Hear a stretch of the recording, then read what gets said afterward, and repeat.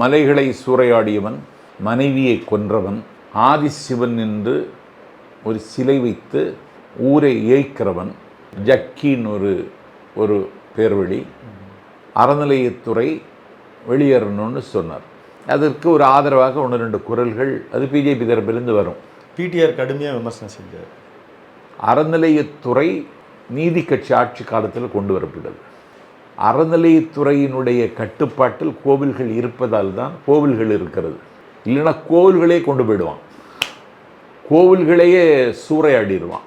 காஷ்மீரில் கோவிலுக்குள்ள கருவறைக்குள்ள ஒரு 5 வயது குழந்தை பாலியல் பலாத்காரம் செய்யப்பட்டது யாரால?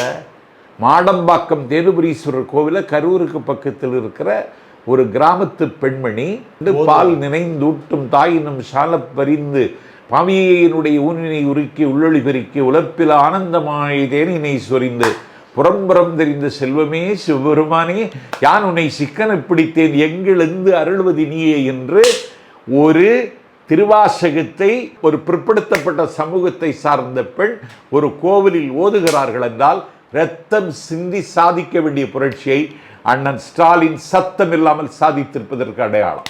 அனைத்து சாதனையினரும் அர்ச்சகர் ஆக்கியது இந்த அறநிலையத்துறையினுடைய ஆகப்பெரிய சாதனை.